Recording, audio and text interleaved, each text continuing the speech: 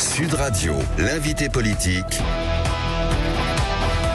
Jean-François Aquili. Et Jean-François Aquili, votre invité ce matin est l'un des porte-parole du Rassemblement national, député de Lyon, Julien Audoul. Bonjour Julien Audoul. Bonjour Jean-François Aquili. Vous avez entendu Donald Trump à l'ONU reconnaître un État palestinien, ce serait récompenser les terroristes du Hamas. Le RN est-il d'accord avec Trump ? Oui, c'est ce que disent Marine Le Pen et Jordan Bardella.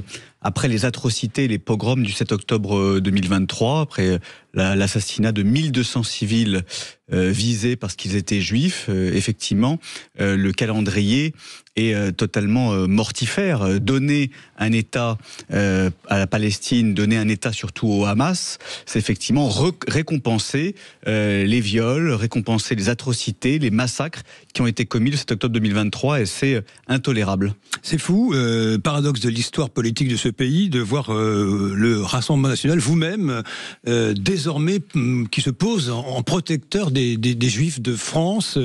Oubliez les frasques de Jean-Marie Le Pen, vous avez une sorte d'ennemi commun désormais. Ça fait très longtemps que le Rassemblement national c'est un virage, quand même. est un bouclier pour les Juifs de France. Rappelez-vous, en 2010, Marine Le Pen a été la première responsable politique française à dire qu'en France, il y avait des quartiers où il ne faisait pas bon être femme, être juif ou même être blanc. C'était en 2010. Et effectivement, la suite a montré que nous étions les seuls à dénoncer, les seuls, vous dites. Combattre, bien sûr, les seuls à combattre l'ennemi mortel des Français et particulièrement de nos compatriotes de confession juive, c'est l'islamisme. Et personne dans la classe politique a fait le constat et a le courage de mener de front cette bataille essentielle, vitale même. Il y a eu cette affirmation d'Emmanuel Macron, Julien Audoul, à la tribune de l'ONU la veille. Le Hamas, a dit le président, a été vaincu sur le plan militaire. Il doit désormais l'être sur le plan politique. Vaincu le Hamas, à vos yeux ? Non, il n'est pas vaincu, il tient toujours la bande de Gaza, il a de nombreux soutiens, il maintient d'ailleurs le peuple palestinien sous son totalitarisme, il faut bien le dire. Le Hamas n'est pas un groupe politique, ce n'est pas un mouvement de résistance comme le disent les insoumis, les amis de Jean-Luc Mélenchon, c'est un groupe terroriste qui n'a qu'un seul objectif, et d'ailleurs c'est dans ses statuts de 1988, c'est l'éradication du peuple juif et la disparition de l'État d'Israël. C'est le seul objectif du Hamas. C'est ni un État palestinien, alors, ni vous dites quoi, la croissance vous dites quoi au Rassemblement national ? Il faut que Netanyahou poursuive l'offensive à Gaza ? Mais nous disons, et nous le disons depuis cet octobre et bien avant, que la garantie première, c'est la sécurité. Sécurité pour l'État d'Israël, pour le peuple israélien qui vit sous la menace constante d'attentats, de tirs de roquettes, etc. Et sécurité pour les Palestiniens, parce que la principale menace aujourd'hui pour les Palestiniens, c'est de vivre en République islamique, donc, avec le Hamas à sa tête. Offensive suite ou pas ? Il faut qu'il se retire de Gaza.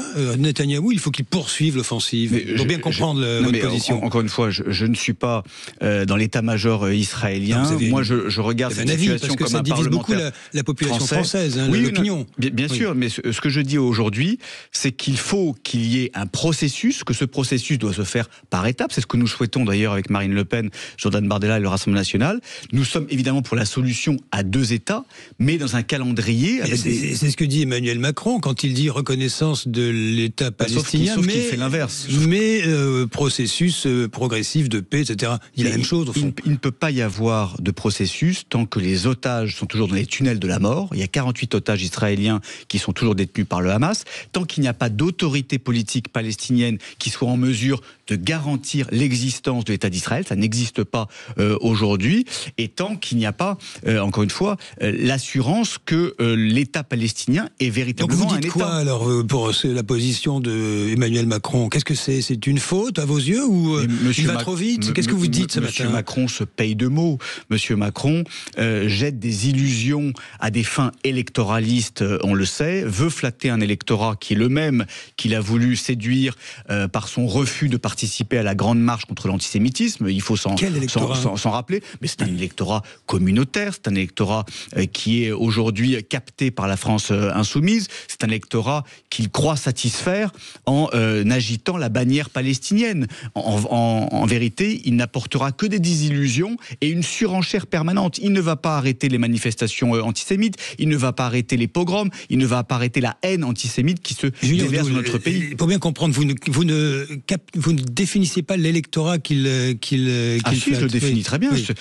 C'est un électorat qui est aujourd'hui islamo-gauchiste, qui a fait de la cause palestinienne, qui a été dévoyée, son objectif premier, avec une haine contre nos compatriotes de confession juive, il faut bien le dire. C'est l'électorat qui est aujourd'hui capté, instrumentalisé par Jean-Luc Mélenchon. C'est dit.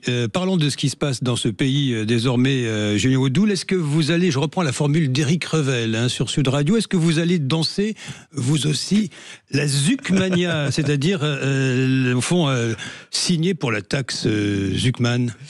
Non, certainement pas. On en a assez des taxes dans notre pays. Il faut un moratoire fiscal. On est le pays le plus taxé au monde. Les Français sont les contribuables les plus matraqués au monde.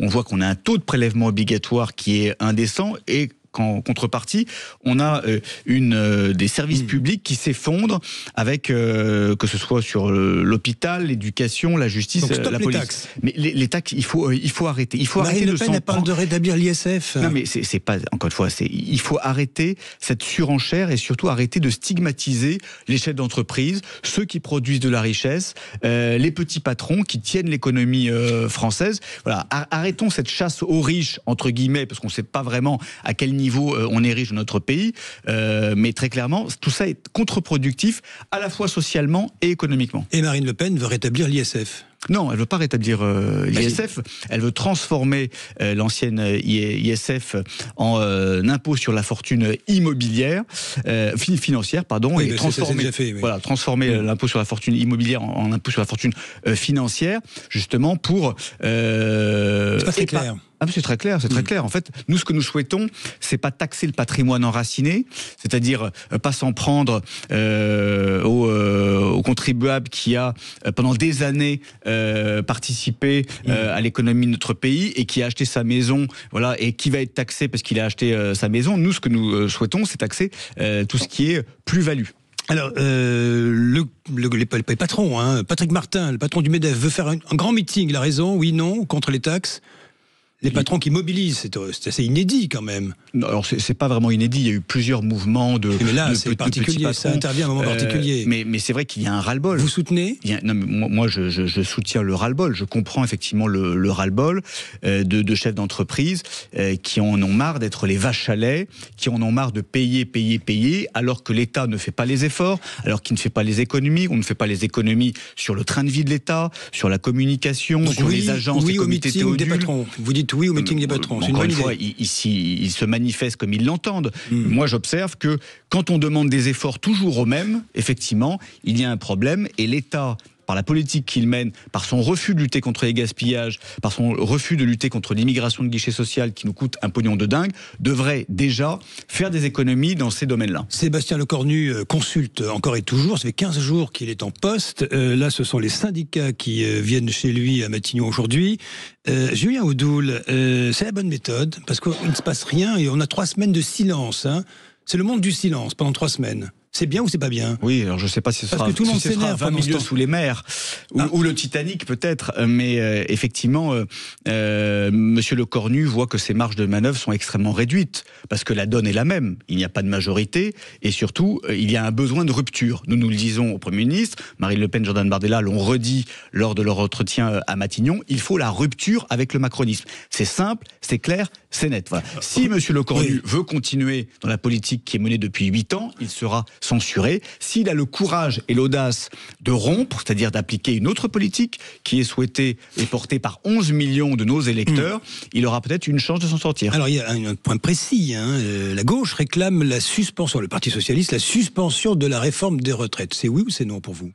Mais nous, comme vous le savez, nous étions opposés à la réforme des retraites. Oui. Nous avons un autre projet qui est porté par Marine Le Pen, avec un système progressif. Oui, vous êtes passé de 60 à 60 ans, puis 62.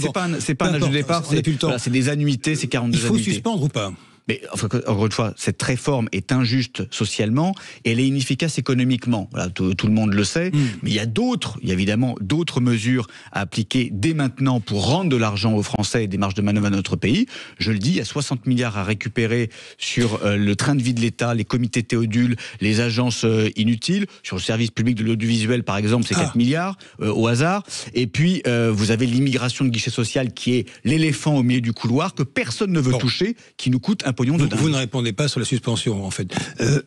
Julien Audoul, vous évoquez France Télévisions, qui est dans le rouge. Hein. Il y a le rapport de la Cour des comptes, un déficit de 40 millions d'euros. Que dites-vous ce matin ?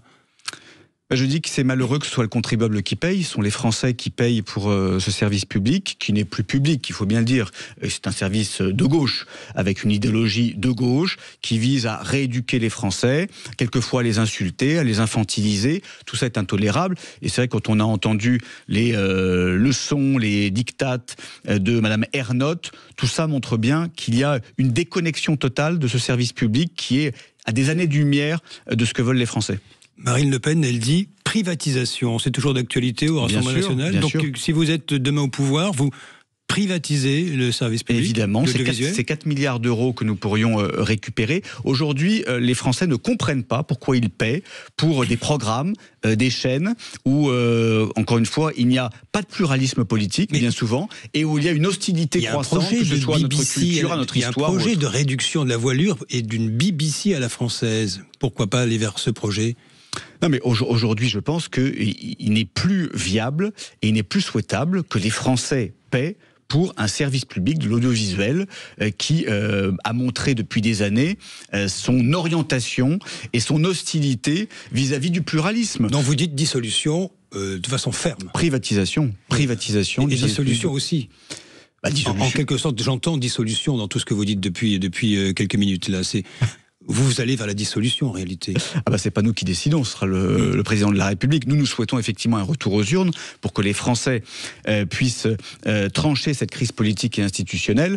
Aujourd'hui, on voit bien que les bidouilles, les magouilles, les communications ne mènent à rien. Il y a besoin d'un changement de cap et d'un changement de politique qui ne pourra être effectif qu'avec une dissolution, une nouvelle majorité. Question, Julien Audoul, avec un Jordan Bardella qui serait Premier ministre là, exactement, quasiment à l'automne. C'est le projet du Rassemblement national, cette rentrée. C'est souhaitable pour les Français. Plus tôt nous arriverons au pouvoir, mieux ce sera pour dès l'automne. Mais dès l'automne, encore une fois, c'est le président de la République qui a les clés de la dissolution. Nous souhaitons que ces élections arrivent le plus tôt possible, parce que la situation économique, sociale, sécuritaire, migratoire de notre pays est tellement grave que nos idées doivent arriver au pouvoir avec Jordan Bardella à Matignon. Merci à vous, Julien Audoul. Merci beaucoup. Merci Jean-François Aquilier, Julien Audoul. Maintenant, la parole est à vous. 0826 300 300. Vous avez entendu ce qui a été dit à l'instant.